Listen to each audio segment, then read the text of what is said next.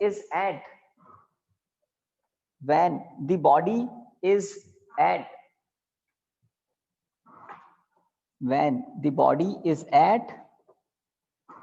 displacement element dx, when the body is at displacement element dx, displacement element dx। आपको diagram में देख लेना, force का direction displacement का डायरेक्शन बताया है ना, अपोजिट है। तो जब पार्टिकल या जब ये बॉडी इंफिनिटी से p तक लाई जा रही है तो बीच में डिस्प्लेसमेंट एलिमेंट को क्रॉस करेगी। उस मोमेंट पर जब बॉडी डिस्प्लेसमेंट एलिमेंट को क्रॉस कर रही होगी तब बॉडी पर फोर्स कितना होगा, है ना। तो F इक्वल टू होता है G m1 m2 upon are square. तो यहाँ होगा m1 तो मास of earth, m2 mass of the body small m, और डिस्टेंस कितना है तो सेंटर से डिस्प्लेसमेंट एलिमेंट का डिस्टेंस कितना है, x है। Equation 1। So this is gravitational force on the body when the body is at displacement element dx। okay, equation 1 के बाद हाँ भाई कोई कुछ कह रहा है? बोलिए बोलिए बोलिए बोलिए। इक्वेशन 1 के बाद लिखना स्टार्ट कर सकते हैं ना। If dw be the amount of work done, if dw be the amount of work done, if dw be the amount of work done to give dx displacement, to give dx displacement to the body, to give dx displacement to the body। तो याद आ रहा है कुछ कल क्या लिखा था हमने, कल क्या लिखा था है ना। तो dw इक्वल टू आपको लिखना है f dot dx, dx displacement, f force, because displacement force opposite direction में है। सही बात है या सेम डायरेक्शन में? थोड़ा सा मुझे बताओ, मुझे लग रहा है सेम डायरेक्शन में होना चाहिए। आप अपने डायग्राम में देखो। यस सर सेम डायरेक्शन में है। हाँ फिर सेम डायरेक्शन में, सेम डायरेक्शन में। तो सेम डायरेक्शन में है तो cos थीटा 1 होगा क्योंकि थीटा 0 होगा, ठीक है। तो dw equal to f dx cos 0। Reason लिख सकते हैं because f is parallel to dx, दोनों पैरेलल हैं, दोनों सेम डायरेक्शन में। Okay, f dx, dw equal to f dx। Equation 1 को मैं यूज ले लेता हूं, dw equal to g me m upon x square dx। तो कल मैंने जो आपको थोड़ा सा हिंट दिया था डेरिवेशन का, उसमें आपको मैंने कहा था 1 अपॉन एक्स स्क्वायर के इंटीग्रेशन को कॉपी के टॉप पर या कहीं लिख लो, है ना। तो आप मुझे बताइए क्या आया था 1 अपॉन एक्स स्क्वायर का इंटीग्रेशन माइनस 1 अपॉन एक्स, याद रखना है 1 अपॉन एक्स स्क्वायर का integration minus 1 upon x. Okay, तो यहाँ पर ये है small amount of work done. Gravitational potential energy की डेफिनेशन को फॉलो कर रहे हैं हम। डेफिनेशन क्या है? The gravitational potential energy is defined by amount of work done to bring a body from infinity to that place। तो किसी पर्टिकुलर प्लेस पर बॉडी को पहुंचा दिया है ना, तो उस पर्टिकुलर प्लेस पर बॉडी की ग्रेविटेशनल पोटेंशियल एनर्जी के लिए फॉर्मूला फॉर्मुलेट करना है। तो हमें क्या पहले पता करना पड़ेगा? Total amount of work done, infinity से p तक पहुंचाने का टोटल वर्क। और ये क्या है? Small dx element, dx displacement के लिए स्मॉल वर्क। तो अब टोटल वर्क की बात करते हैं। इसके नीचे लिखिए total amount of work done to bring the body from, total amount of work done, total amount of work done to bring the body from infinity to bring the body from infinity to point P. Total amount of work done to bring the body from infinity to point P, है ना, from infinity to point P. तो P का देख लो centre से distance R है ना, इसलिए infinity से R तक इंटीग्रेशन ये होना है. Okay, G M E M constant terms out. G M E M 1/x square का इंटीग्रेशन बिग ब्रैकेट में आपको लिखना है -1/x, big bracket close, initial limit, final limit. तो ये स्टेप इंपॉर्टेंट था. इसमें मैं यहाँ लिख देता हूँ आपके लिए, the integration of 1/x square dx equal to -1/x. याद रह जाए आपको. तो कंप्लीट भी बताया था कल मैंने कैसे होता है. 1/x स्क्वायर को आपने x to the power -2 put किया, देन फॉर्मूला यूज किया. लिमिट्स अप्लाई करें. तो लिमिट्स अप्लाई करने से पहले मैं आपको एक और बात बता दूं. नेगेटिव साइन को मैं सबसे पहले दिखा रहा हूं यहाँ पर, और ब्रैकेट में upper limit minus lower limit. Negative sign सबसे आगे, upper limit minus lower limit. तो x को पहले अपर लिमिट की वैल्यू दी, x के प्लेस पर r, माइनस x के प्लेस पर इंफिनिटी. 1/infinity हम सब जानते हैं, 1/infinity होता है 0. तो w इक्वल टू हमें मिला कैपिटल G MEM/r. तो ये जो फॉर्मूलाज हम डेराइव करते हैं, बिल्कुल आइडियल कॉन्सेप्ट यूज लेकर हम फॉर्मूला डेराइव करते हैं. उन फॉर्मूलाज को हम आगे यूज लेंगे. इन फॉर्मूलाज का बड़ा इंपॉर्टेंस होता है, अभी आने वाला है. जैसे एक न्यूटन्स लॉ ऑफ ग्रेविटेशन से ये फॉर्मूला मिला था हमें, है ना. कंडीशन के अकॉर्डिंग हम कभी भी कैसे भी यूज ले लेते हैं इसको. यहाँ पर एक बॉडी तो है अर्थ, दूसरी बॉडी है एक स्मॉल m मास की बॉडी. इन दोनों के सेंटर टू सेंटर सेपरेशन के अकॉर्डिंग हम फोर्स की बात कर रहे हैं. ओके, अब क्या करूं, कोई बताइए. Total amount of work done आपके सामने है, आप क्या करें. मैंने आपको कहा ना हम किसको फॉलो कर रहे हैं, डेफिनेशन को. ग्रेविटेशनल पोटेंशियल एनर्जी की डेफिनेशन क्या है, एक बार देख लो क्या है. Gravitational potential energy is defined by amount of work done to bring the body from infinity to that place. तो P पॉइंट पर ग्रेविटेशनल पोटेंशियल एनर्जी एक्चुअल में क्या है, यही W तो है. Total amount of work done आ गया. देखिए, according to the definition of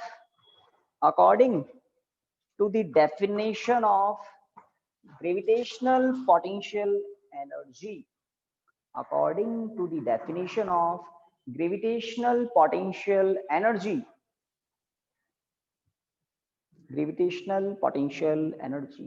this total amount of work done is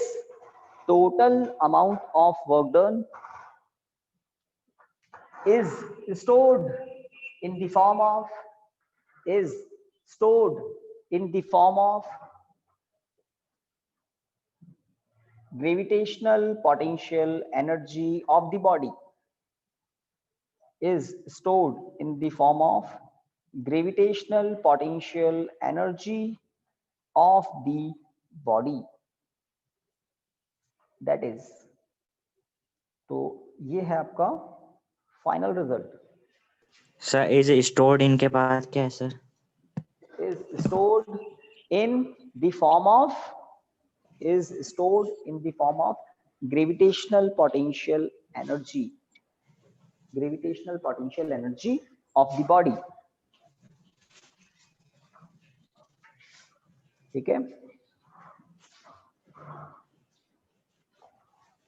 उनकी अटेंडेंस ले लेना.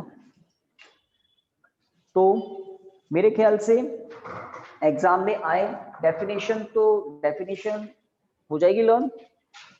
इसकी डेफिनेशन किससे आती है, वर्क से, है ना. और स्टैंडर्ड है इंफिनिटी से. मतलब इनिशियली भाई कोई म्यूटेट नहीं है, म्यूट कर ले, है ना. बॉडी इनिशियली कहां पर है, बहुत दूर. प्लेनेट के ग्रेविटेशनल इन्फ्लुएंस के अंदर नहीं है बॉडी, बाद में लाई जा रही है। तो जब ग्रेविटेशनल फील्ड में आ जाती है, प्लेनेट की ग्रेविटेशनल फील्ड में बॉडी आ जाती है, तब बॉडी की क्या होती है, ग्रेविटेशनल पोटेंशियल एनर्जी, अदरवाइज नहीं। और ग्रेविटेशनल पोटेंशियल एनर्जी नेगेटिव होती है। आप आज तक जो सुनते थे ना mgh, वो एनर्जी का मैग्नीट्यूड है ओनली, और total gravitational potential energy negative होती है।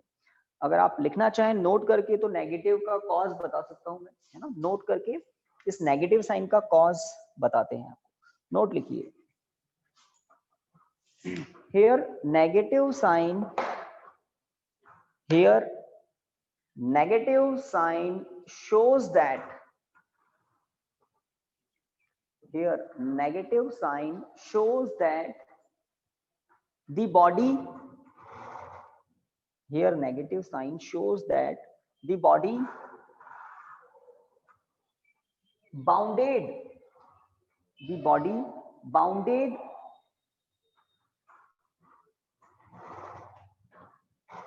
bounded by gravitational force, the body bounded by gravitational force of planet. Here negative sign shows that the body bounded by gravitational force of planet, full stop। तो ये जो body हमने यहाँ दिखाई है, ये बॉडी प्लेनेट से दूर नहीं जा सकती, प्लेनेट को लीव नहीं कर सकती, ये प्लेनेट की ग्रेविटेशनल फोर्स से बाउंडेड है।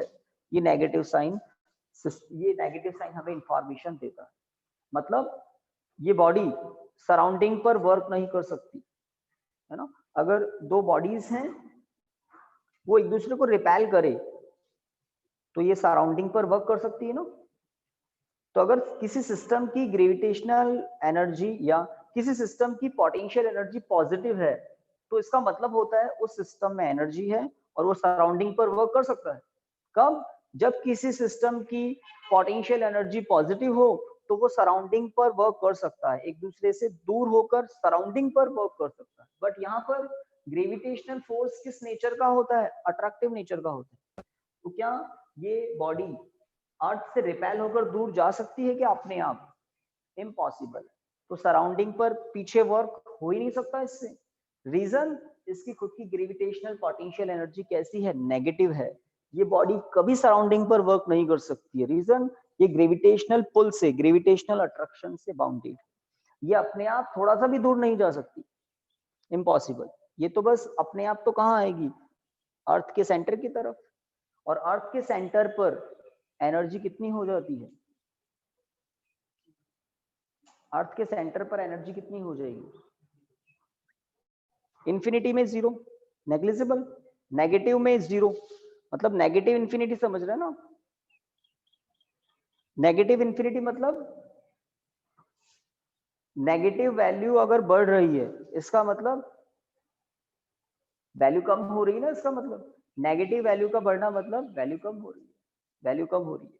और इसको ऐसे भी समझ सकते हैं, -7, -2, कौन सी वैल्यू ज्यादा है? समझ रहे हैं ना? कौन सी एनर्जी ज्यादा है? इस तरह से तो नेगेटिव वैल्यू कम होती जाती है, या हम कहें ओवरऑल वैल्यू कम होती जाती है नेगेटिव, जब जैसे जैसे बॉडी पास आती है। ओके, नेगेटिव वैल्यू तो बढ़ेगी, बट नेगेटिव वैल्यू तो इंक्रीज होगी ना। डिनोमिनेटर की वैल्यू कम आएगी, आर जैसे जैसे रिड्यूस होता जाएगा, यू वैसे वैसे इंक्रीज होता जाएगा, और सरफेस पर मैक्सिमम नेगेटिव होगा। स्मॉल जी की वैल्यू मैक्सिमम कहाँ होती है? थोड़ा याद करो। स्मॉल जी ग्रेविटेशनल एक्सेलरेशन मैक्सिमम कहाँ होता है? हम पढ़ चुके हैं ना, कहाँ होता है? At the surface of earth, at the surface of earth. Surface से ऊपर जाते हैं, हाइट इंक्रीज होती है तो भी जी रिड्यूस होता है, और सरफेस के अंदर जाते हैं डिग करके डेप्थ पर, तो भी जी रिड्यूस होता है। तो इस तरह से जब हम सरफेस से किसी बॉडी को दूर लेकर जाते हैं, तो due to reduction in G, gravitational potential energy की नेगेटिव वैल्यू कम होती जाती है। अगर बॉडी को अर्थ के सरफेस के अंदर लेकर जाएं तो भी g की वैल्यू कम होने से नेगेटिव वैल्यू कम होने लग जाती है, नेगेटिव वैल्यू कम होने लग जाती है। मैक्सिमम नेगेटिव कहाँ होता है? सरफेस पर। मैक्सिमम नेगेटिव कहाँ होता है? सरफेस पर। आपने भी सुना होगा केमिस्ट्री में कहते हैं ना कि एटम के अबाउट इलेक्ट्रॉन रिवॉल्व करते हैं। मैं ये एग्जांपल बता रहा हूँ, यहाँ फिट होता है इसलिए। तो एटम के अबाउट इलेक्ट्रॉन्स रिवॉल्व करते हैं। एक बात आपने ये भी सुना होगा, एनर्जी एब्जॉर्ब करके ऑर्बिट का कोई इलेक्ट्रॉन एनर्जी एब्जॉर्ब करके हायर ऑर्बिट में ट्रांजिशन ले लेता है, अपर लेवल में चला जाता है। पॉजिटिव एनर्जी स्टोर एब्जॉर्ब करके ही तो जाएगा, पॉजिटिव एनर्जी स्टोर एब्जॉर्ब करके ही तो अपर लेवल में जाएगा। तो यहाँ पर भी ऐसा ही होता है कि अगर कोई बॉडी अर्थ के सरफेस पर है तो उस पर आपको पॉजिटिव वर्क करना पड़ेगा थोड़ा दूर पहुंचाने के लिए। समझ रहे हैं? ये तो आप प्रैक्टिकली समझ सकते हैं कि कोई स्टोन ग्राउंड पर रखा हुआ है, उसको थोड़ा हाइट पर पहुंचाने के लिए आपको पॉजिटिव वर्क करना पड़ेगा, तब जाकर नेगेटिव वैल्यू कम होगी उसकी। कौन सी negative value? Gravitational potential energy जो नेगेटिव, मैक्सिमम नेगेटिव है अर्थ के सरफेस पर। समझ गए? तो हम लोग जब अर्थ के सरफेस पर हैं तो हमारी भी gravitational potential energy maximum negative है। और अगर आप अपने घर पर है ना एक फ्लोर से दूसरे फ्लोर और टेरेस पर चले जाते हैं तो आप किसके अगेंस्ट? ग्रेविटी के अगेंस्ट पॉजिटिव वर्क करते हैं, अपनी एनर्जी को है ना कंज्यूम करते हैं, वर्क करते हैं, तब आपके अंदर पोटेंशियल एनर्जी स्टोर हो जाती है। तो वो जो पोटेंशियल एनर्जी आप कहते हैं ना स्टोर हो जाती है mgh, ये पॉजिटिव है। और ये पॉजिटिव एनर्जी इस नेगेटिव एनर्जी में ऐड होती है। ये तो नेगेटिव है, सरफेस पर मान लें उसको आप। अगर हम यहाँ आर की प्लेस पर क्या कह दें? R E. समझ रहे हैं? तो इसका मतलब बॉडी कहाँ पर है? अर्थ के सरफेस पर। This is maximum negative. अब अगर एच हाइट पर पहुंचा दिया बॉडी को, तो आप कहते हैं ना हाइट अर्थ के सरफेस से ही mgh, तो इसको पॉजिटिव हम क्यों कंसिडर करते हैं? क्योंकि पॉजिटिव वर्क होगा तो ये एनर्जी स्टोर हो जाएगी। अब बॉडी को आप एच हाइट से फ्री छोड़ दें तो वापस वो एनर्जी किस फॉर्म में कन्वर्ट होती है? काइनेटिक एनर्जी की फॉर्म में गिरती है ना नीचे। तो इतनी एनर्जी आपको वापस मिल जाती है और बॉडी ग्राउंड पर आकर वापस अटक जाती है। मैक्सिमम नेगेटिव यहाँ होती है इस तरह से। ओके, तो इलेक्ट्रॉन और एटम के अबाउट जो ऑर्बिट में इलेक्ट्रॉन्स रिवॉल्व करते हैं उनकी भी यही कंडीशन होती है, उनकी भी यही कंडीशन होती है। न्यूक्लियस इलेक्ट्रॉन को अट्रैक्ट करता है, एटम का न्यूक्लियस इलेक्ट्रॉन को अट्रैक्ट करता है। तो इलेक्ट्रॉन अपने आप एटम को लीव करके जा नहीं सकते। कब जाते हैं? जब उनको एडिशनल पॉजिटिव एनर्जी मिल जाती है। आपने सुना होगा आयोनाइजेशन एनर्जी, एक होता है एक्साइटेशन एनर्जी। ये एनर्जीज पॉजिटिव होती है। अगर किसी इलेक्ट्रॉन की टोटल नेगेटिव पोटेंशियल एनर्जी के इक्वल पॉजिटिव एनर्जी हम दे दें तो इलेक्ट्रॉन एटम को लीव करके चला जाता है। और वो कम हो तो फिर बस एक्साइटेशन एनर्जी होती है, अपर लेवल में चला जाता है। किसी बॉडी को आप अर्थ के ग्रेविटेशनल इन्फ्लुएंस से बाहर भी सेंड कर सकते हैं। अगर आपको किसी बॉडी की टोटल ग्रेविटेशनल पोटेंशियल एनर्जी पता है तो आप उस बॉडी पर इतना वर्क कर दें पॉजिटिव, इतना पॉजिटिव वर्क कर दें तो नेट एनर्जी क्या हो जाएगी? जीरो। जितनी नेगेटिव है उतनी पॉजिटिव एनर्जीज को दे दें, वर्क करना पड़ेगा, इसको डिस्प्लेस करना पड़ेगा कंटिन्यूअसली। तो ये कहाँ चले जाएगी? इंफिनिटी पर, फ्री स्पेस में, जहां ग्रेविटेशनल फील्ड जीरो है वहां तक पहुंच जाएगी। ठीक है?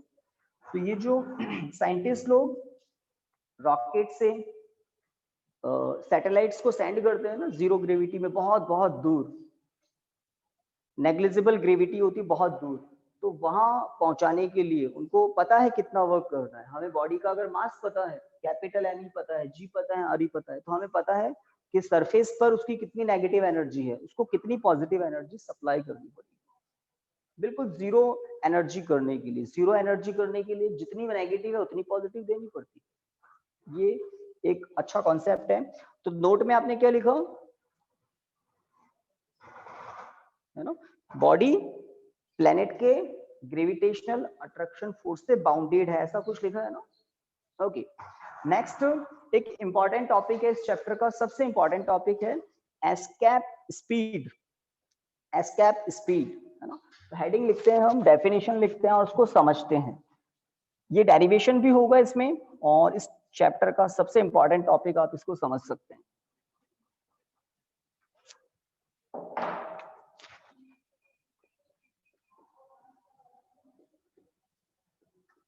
Escape speed, B E, escape speed.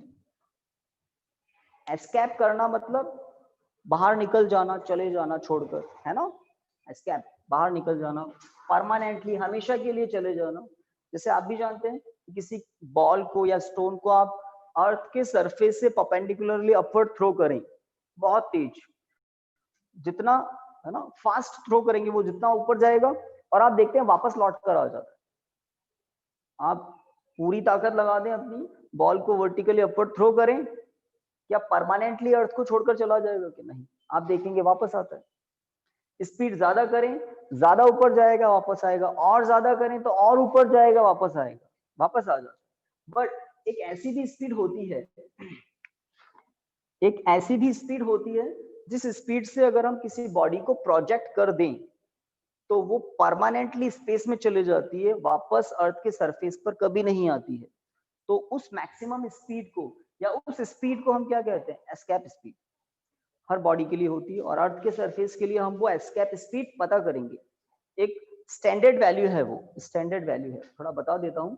अर्थ के लिए, हमारे प्लेनेट के लिए एस्केप स्पीड है 11.2 किलोमीटर पर सेकेंड। कम है या ज्यादा है?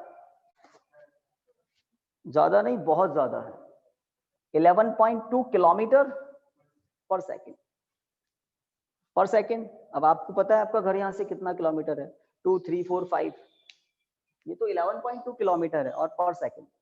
तो इतना फास्ट अगर हम किसी बॉडी को यहाँ से प्रोजेक्ट कर दें, और ये मान लें कि एयर का जो फ्रिक्शन है वो नेग्लिजिबल है उसके लिए, तब वो बॉडी अर्थ के सरफेस से परमानेंटली बाहर चली जाएगी, वापस लौट कर नहीं आएगी।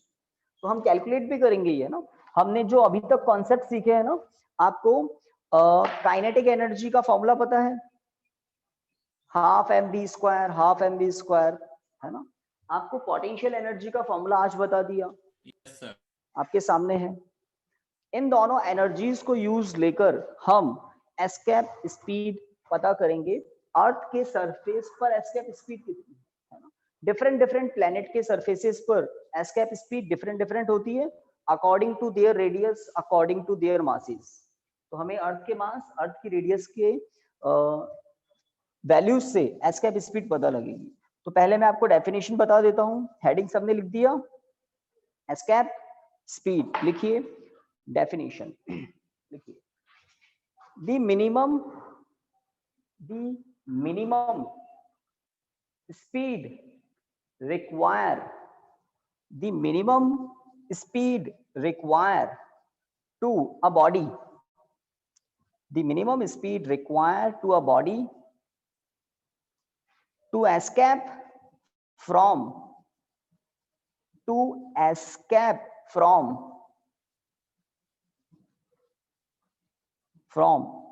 gravitational field of, to escape from gravitational field of planet, to escape from gravitational field of planet,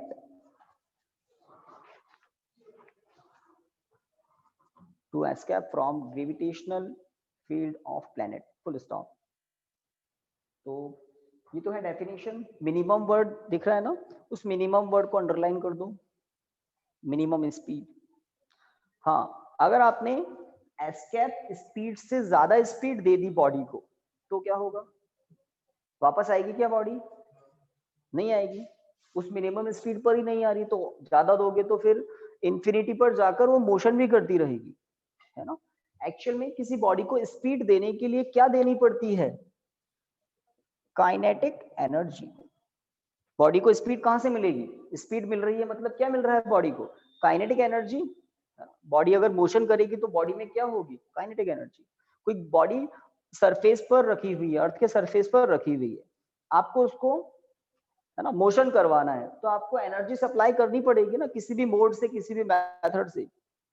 तो काइनेटिक एनर्जी का आप एक फॉर्मूला जानते हैं, हाफ mv स्क्वायर। ये जो स्पीड है, अगर ये स्पीड एस्केप स्पीड से कम है तो बॉडी ऊपर जाएगी जाएगी जाएगी, यू टर्न लेगी, वापस ग्राउंड पर आएगी।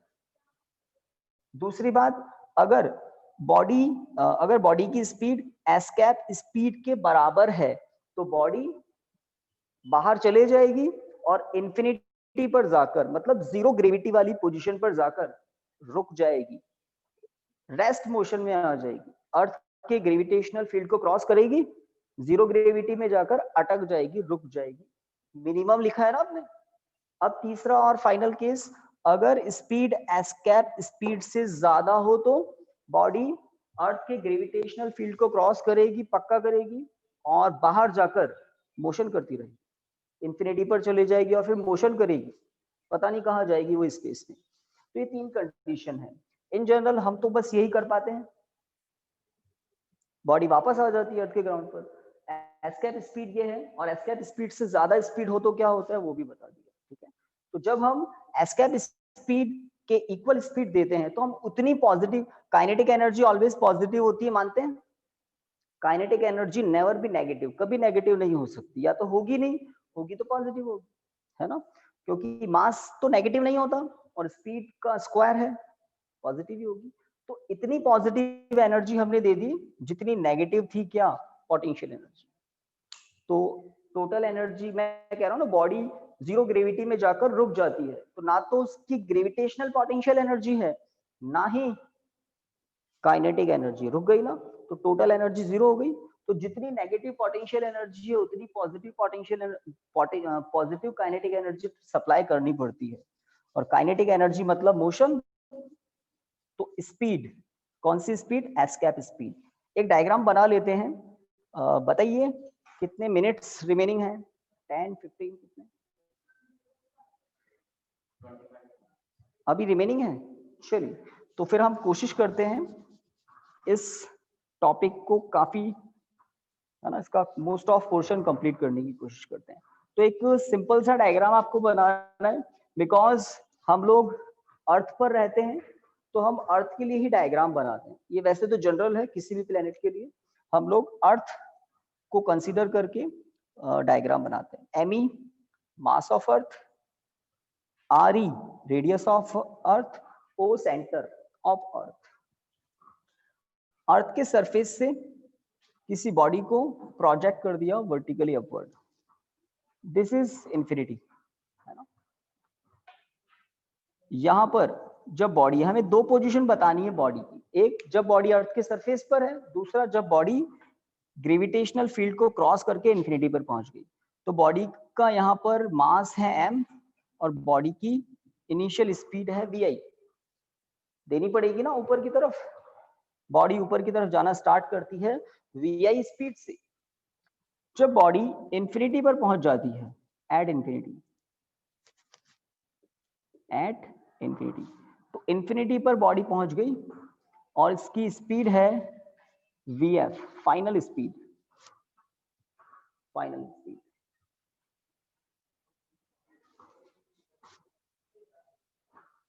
तो ये 2 एरोज जो आपको दिख रहे हैं ना, इन पर फोकस कर लेना। ये है at surface of earth vi, at infinity vf।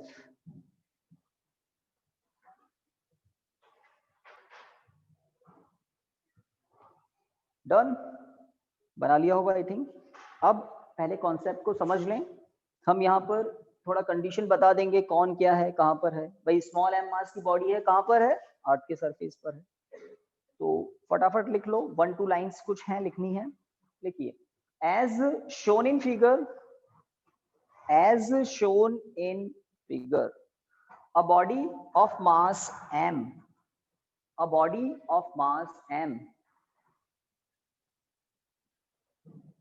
is at Earth's surface. A body of mass m is at Earth's surface. Full stop.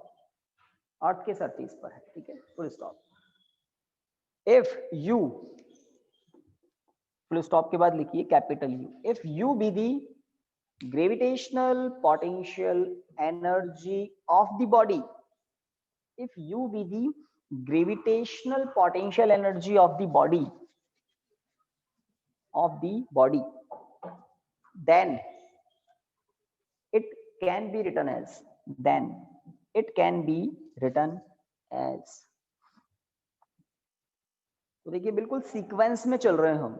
हमने अभी प्रीवियस टॉपिक किया था ग्रेविटेशनल पोटेंशियल एनर्जी, फॉर्मूला आपने देखा था।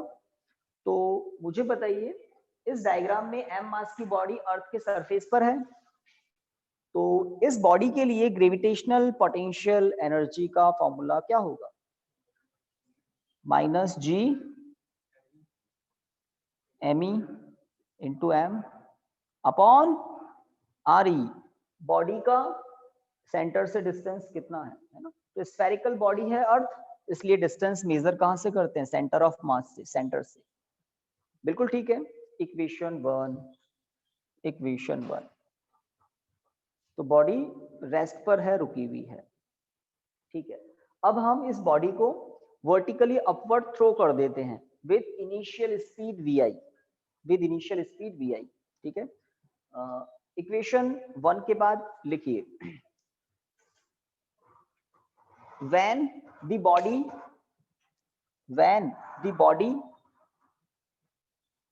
is thrown vertically upward, when the body is thrown vertically upward with initial speed vi,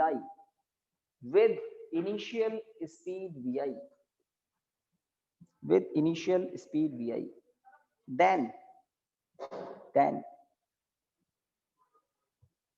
the initial kinetic energy of the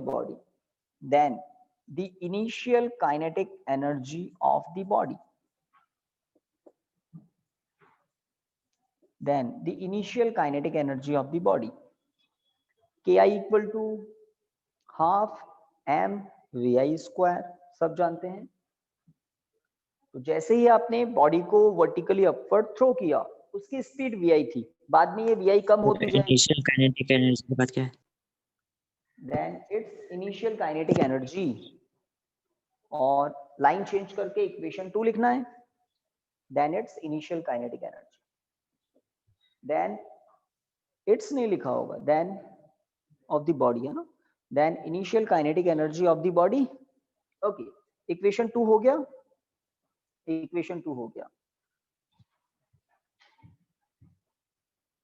okay. लिखिए, initial total energy of the body,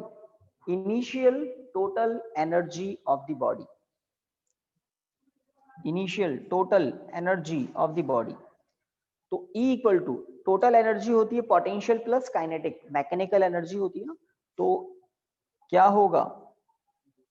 U plus, यहां पर थोड़ा change करते हैं, ये है UI। Surface पर body initially है तो इसको मैंने UI कर दिया, सरफेस पर जो पोटेंशियल एनर्जी है तो उसको मैं UI प्लस KI ऐसे लिख रहा हूं। इक्वेशन 1 से 2 से वैल्यू पुट कर दो, -g capital M upon RE plus KI के प्लेस पर भी वैल्यू पुट करते हैं, half m vi square. Equation 3 total initial energy, आपने सुना होगा ना 9th क्लास में, energy conservation principle. Energy neither be created nor be destroyed, it can be converted from one form to another form. तो equation 3 को आप देखें तो ये है नेगेटिव पोटेंशियल एनर्जी और ये है पॉजिटिव काइनेटिक एनर्जी। अगर पॉजिटिव वाली टर्म ज्यादा हो नेगेटिव वाली टर्म से, तब बॉडी ग्रेविटेशनल फील्ड को क्रॉस करके इंफिनिटी पर चले जाएगी और मोशन करती रहेगी। अगर पॉजिटिव एनर्जी कम हो नेगेटिव से, तो बॉडी एक मैक्सिमम हाइट को अचीव करेगी, यू टर्न लेकर वापस ग्राउंड की तरफ आएगी। और अगर ये नेगेटिव पॉजिटिव बराबर हो तो टोटल एनर्जी 0 हो जाएगी। उस केस में बॉडी इंफिनिटी पर जाएगी, जीरो फील्ड में जाएगी, जीरो ग्रेविटेशनल फील्ड आते ही वहां पर अटक जाएगी, रुक जाएगी। कब? जब ये दोनों बराबर हो। तो उस केस में हम कहते हैं कि अगर vi इक्वल टू वी हो, minimum speed, the minimum speed required to the body to escape from gravitational field of planet, तो उस मिनिमम स्पीड को हम क्या कहते हैं? Escape speed. और उस मिनिमम से स्पीड कम हुई तो बाहर जाएगी नहीं, वापस आ जाएगी, ज्यादा हुई तो फिर दूर जाकर मोशन करती रहेगी। और एस्केप स्पीड क्या होती है उनके बीच में? बिल्कुल बाउंड्री पर, कि बाहर जाए, ग्रेविटेशनल फील्ड को क्रॉस करके बाहर जाकर अटक जाए, रुक जाए, मोशन जीरो। ओके, तो इक्वेशन 3 के बाद लिखिए, इक्वेशन 3 के बाद लिखिए, let Vf be the, let Vf be the, Vf diagram में भी दिखाया मैंने, है ना ऊपर, let Vf be the final speed of the body, let Vf be the final speed of the body at infinity, at infinity, final speed of the body at infinity, then total energy of the body at infinity, then total energy of the body at infinity,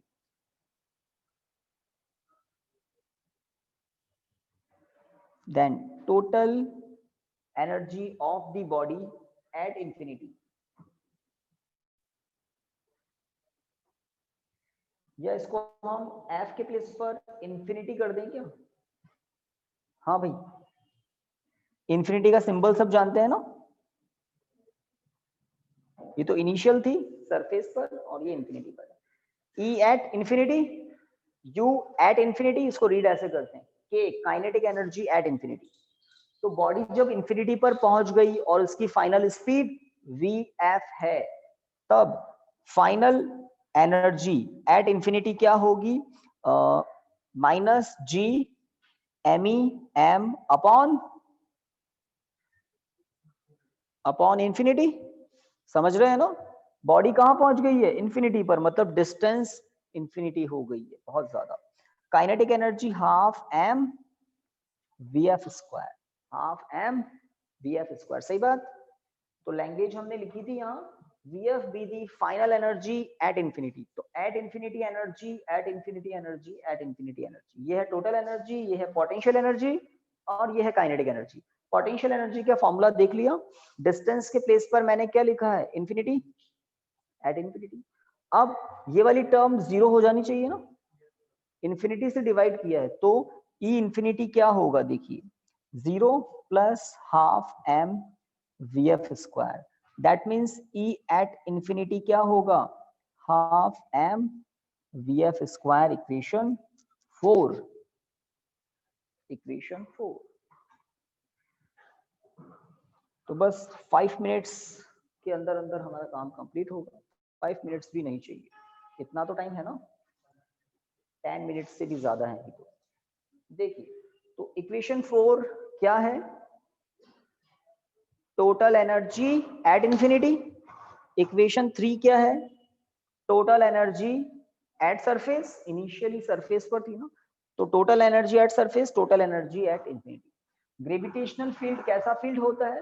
conservative force field होता है। आपने याद है ना, MGH MGH MGH, एक बार prove भी किया था, फ्री फॉल में, ग्रेविटी के अंडर फ्री फॉल हो रहा है, एयर रेजिस्टेंस को नेग्लिजिबल मानते हैं, तब हम क्या कहते हैं? Total energy at surface, total energy of the body at surface equal to total energy of the body at infinity. Total energy क्या होती है? Potential energy plus mechanical energy. अगर पोटेंशियल एनर्जी इंक्रीज हो रही है तो काइनेटिक एनर्जी रिड्यूस होती है, सही बात है। पोटेंशियल एनर्जी जैसे जैसे हाइट बढ़ती है इंक्रीज होती जाती है। आप समझे बात को, 9th क्लास में नंबर लाइन पढ़ी है ना, नेगेटिव वैल्यू कम होना मतलब इंक्रीमेंट होना, नेगेटिव वैल्यू कम होना मतलब इंक्रीमेंट होना। तो जैसे जैसे बॉडी अर्थ से दूर जाती है, दूर जाती है, उसकी ग्रेविटेशनल पोटेंशियल एनर्जी तो बढ़ती जाती है और काइनेटिक एनर्जी कम होती जाती है, बट दोनों का सम क्या रहता है? Constant, same, according to conservation of energy, energy conservation principle के अकॉर्डिंग। तो मैं कह रहा हूँ नेगेटिव वैल्यू, लेट इनिशियली -7 है, बाद में -2 भाई इंक्रीज होगा क्या होगा, हाँ ठीक है, बिल्कुल ठीक है, -1 देन 0। बात को समझिए, पहले ज्यादा नेगेटिव है, ज्यादा नेगेटिव है तो उसका मतलब ज्यादा नेगेटिव है मतलब लो वैल्यू है ना, और ये ज्यादा है, फिर ये और ज्यादा है, फिर 0 तो क्या है सबसे ज्यादा हो गया, 0 के बाद तो पॉजिटिव आने लग जाएगी है ना। तो इस तरह से जो 9th क्लास में नंबर लाइन आप पढ़ते हैं ना, 0 लेफ्ट साइड में नेगेटिव, राइट साइड में पॉजिटिव, तो वैल्यूज इंक्रीज होती है राइट साइड में इस तरह से। तो इक्वेशन नंबर 3 में ये वाली टर्म मैक्सिमम नेगेटिव है और ये मैक्सिमम पॉजिटिव है, यहाँ पर ये टर्म कम होती जाएगी, सॉरी ये वाली टर्म बढ़ती जाएगी, नेगेटिव अमाउंट कम होना मतलब इंक्रीज होना, और ये वाली टर्म कम होती जाएगी। और इक्वेशन 4 को आप यहाँ पर देखें तो ये वाली टर्म मैक्सिमम हो चुकी है, नेगेटिव वैल्यू कम होते होते कहाँ तक आ गई 0 पर मैक्सिमम, और ये वाली अब मिनिमम हो चुकी है। इसने पॉजिटिव वैल्यूज को ट्रांसफर करते गए और न्यूट्रलाइज कर दिया यहाँ पर। तो ऐसा कुछ सोचना है आपको कि जैसे जैसे बॉडी ऊपर जा रही है उसकी पोटेंशियल एनर्जी तो बढ़ रही है बट काइनेटिक एनर्जी कम हो रही है। ओके, लिखिए according to the law of conservation of according to the law of conservation of energy, according to the law of conservation of energy, E at infinity equal to E I, E at infinity final energy, E at surface initial kinetic energy। Equation 4 से equation 3 से value put करो, half m vf square equal to negative है ना g me m upon R E plus half m vi square. Value put कर दी, कुछ cancel हो रहा है तो बताओ, कुछ नहीं हो रहा है क्या, कुछ हो रहा है क्या कैंसिल? एम से एम हो रहा है सर। हाँ, तो कोई कह रहे हैं घर से कि स्मॉल m कैंसिल हो रहा है ना, ये स्मॉल m है ना, ये कैंसिल हो रहा है। तो नेक्स्ट स्टेप में मुझे ऐसा लिख देना चाहिए, ठीक बात, देख लो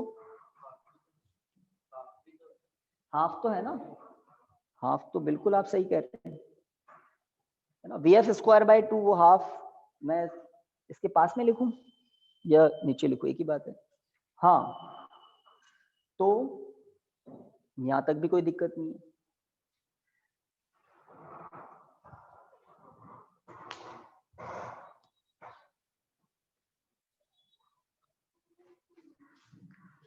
हाँ भाई, सबने लिख लिया यहाँ तक। अब मुझे बताइए, स्टार्टिंग में जब हमने एस्केप स्पीड की डेफिनेशन लिखी थी, स्टार्टिंग में एक बात को समझा था, एस्केप स्पीड क्या है, मिनिमम को अंडरलाइन करवाया था, the minimum energy require a body to escape from gravitational field of planet, minimum speed.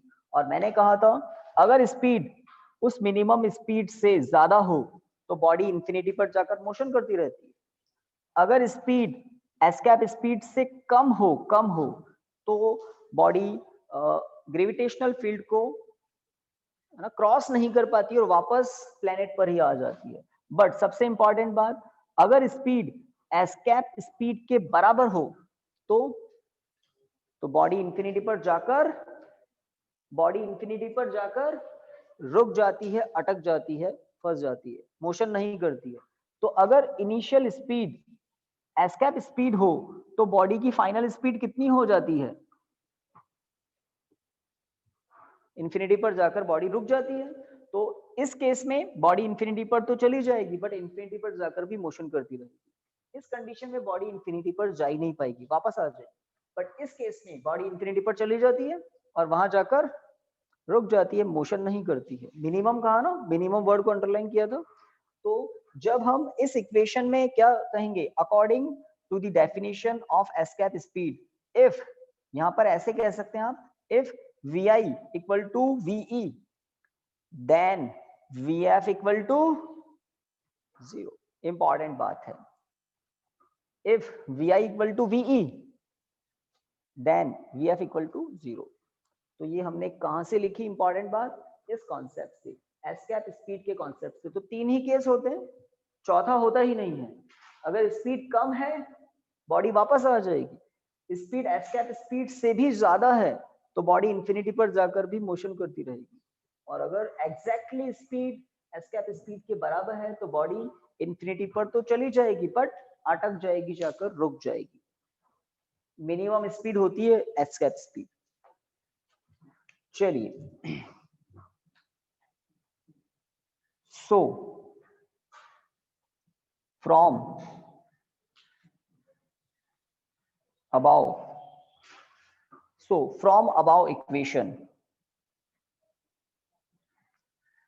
0 square upon 2 minus g me upon re plus ve square by 2, 0 square by 2 तो 0 ही हो जाएगा। ठीक है, इसको हम ऐसे लिख सकते हैं ve square by 2 equal to g me upon re। देखो थोड़ा ध्यान से, ve स्क्वायर बाय 2 ट्रांसफर करेंगे तो नेगेटिव पॉजिटिव हो जाएगा, 2 से प्रोडक्ट करते हैं तो ये क्रॉस मल्टीप्लाई कर दो उधर, 2g me upon re, 2g me upon re। इसमें भी कोई दिक्कत नहीं है, हो गया यहां तक, है ना। तो इस टॉपिक में 2-3 बातें इंपॉर्टेंट है। सबसे इंपॉर्टेंट पहली बात है डेफिनेशन। लर्न करना एक बात होती है, अंडरस्टैंड करना दूसरी बात होती है। तो इमेजिन करना है आपको, जैसे जैसे बॉडी ऊपर जा रही है जी की वैल्यू कम होती जा रही है और इन्फिनिटी पर जी 0 हो जाता है, तो बॉडी को इन्फिनिटी पर पहुंचना तो पड़ेगा, है ना। और वहां पर जाकर अगर वो रुक जाती है तो इसका मतलब वो इनिशियल स्पीड क्या थी, एस्केप स्पीड। हाँ, तो पहली इंपॉर्टेंट बात तो है स्पीड। दूसरी इंपॉर्टेंट बात है initial total energy final total energy को क्या करना होता है, इक्वल। किस लॉ के according, energy conservation principle, energy conservation law के अकॉर्डिंग, और इससे आपको एक रिजल्ट मिल जाता है यहाँ पर। और इसके बाद तीसरी इंपॉर्टेंट बात आपको, है ना, जो डेफिनेशन है एस्केप स्पीड की, उस कॉन्सेप्ट को यूज लेना होता है कि अगर इनिशियल स्पीड एस्केप स्पीड है तो फाइनली बॉडी इन्फिनिटी पर जाकर रुकनी है। तो इस कॉन्सेप्ट को यूज ले लिया और आपके सामने रिजल्ट है। अंडर रूट कर दें, नेक्स्ट स्टेप, अंडर रूट कर दें, नेक्स्ट स्टेप, और देखते हैं आपका आईक्यू सही है क्या।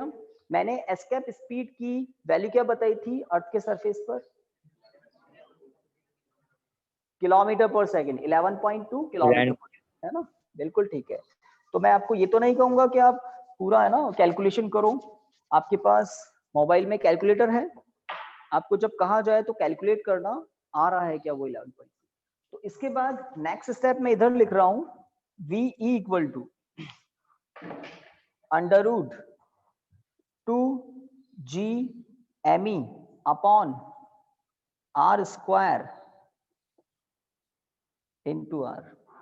तो आप देखकर समझ जाएंगे मैंने re से प्रोडक्ट किया है और re से डिवाइड किया है, ठीक बात है ना। इस स्टेप के बाद कहां पर पहुंच गए हम, यहां पर। तो re से नीचे भी और re से ऊपर भी, डिनोमिनेटर में न्यूमरेटर में प्रोडक्ट आपको दिख रहा है। तो ये जो मैं अब ब्रैकेट कर रहा हूं, ये ब्रैकेट आपके अकॉर्डिंग क्या है, याद आया कुछ, gravitational acceleration at earth surface, आ रही है ना, सरफेस का सेंटर से डिस्टेंस आ रही होता है। तो एस्केप स्पीड का एक फॉर्मूला है 2g re, 2g re। अब g की वैल्यू हम सब जानते हैं 9.8 अर्थ की सरफेस पर, 2 तो 2 है, re अर्थ की रेडियस है 6.4 इंटू 10⁶ किलोमीटर, किलोमीटर नहीं मीटर में है ना, because g equal to 9.8 and re equal to 6.4 into 10⁶ metre. So v equal to, ये तो फॉर्मूला है, अगर आपको एग्जाम में फॉर्मूला डेराइव करने के लिए कहें तो यहां तक ही करना है, वैल्यू भी पता करनी हो तो नेक्स्ट स्टेप ये जो अब मैं कर रहा हूं वो आपको करना है। इसको सॉल्व करना, आपको आंसर मिलेगा 11.2 इंटू 10⁻³ मीटर पर सेकेंड। चेक करना, ये 10⁻6 है ना, 10⁻6 का अंडर रूट होता है 10⁻3। तो अब ये जो प्रोडक्ट में है 2 इंटू 9.8 इंटू 6.4, इनको देख लो आप बस कि इनका अंडर रूट 11.2 हो रहा है क्या,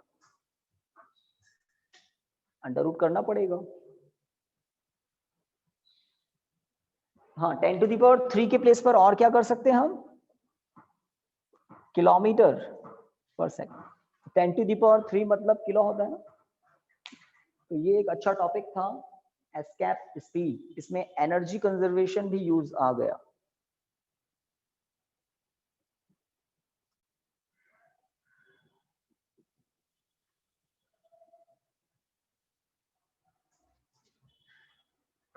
हाँ भाई, चेक किया हो तो बताओ। यस सर 11.2 ही आ रहा है ना, बिल्कुल। आप भाई खुद अपने आप सेल्फ अंडर रूट करेंगे तो टाइम लग जाएगा, मैं कैलकुलेटर से चेक करने की कह रहा हूँ। एग्जाम में भी आपको कैलकुलेशन करनी थोड़ी है भाई, आपको 11.2 लर्न हो गया ना, और ये बहुत स्टैंडर्ड वैल्यू है। इस स्पीड से आप किसी बॉडी को वर्टिकली अपवर्ड थ्रो कर दो, वो वापस लौट कर नहीं आएगी। इससे ज्यादा करोगे तो और अच्छी बात है, कंफर्म नहीं आएगी, है ना। हो सकता है फ्रिक्शन से कुछ एनर्जी लॉस हो जाए तो ज्यादा से थ्रो, बहुत ज्यादा स्पीड है पॉसिबल ही नहीं। चलिए, तो यहां तक हमने कर लिया, इसके आगे का काम करेंगे कल। कल हम हो सकता है चैप्टर की एंडिंग पर पहुंच जाएं, सैटेलाइट से रिलेटेड डिस्कशन होगा कल। सैटेलाइट जो होते हैं, एक सैटेलाइट मैंने कल देखा, आपने बताया नहीं, सैटेलाइट की स्पेलिंग गड़बड़ थी कल, मैंने देखा किसी ने रिकॉर्डिंग मांगी थी, ए आना था ना, है ना, कुछ इस तरह से। तो वो आप देख लेना, मेरे ख्याल से हेडिंग में आपने सही लिखा होगा, तो कुछ हो तो बता दिया करो, मेरे ख्याल से आपने सही लिखा होगा। Thank you students. Okay Thank you, sir. Okay.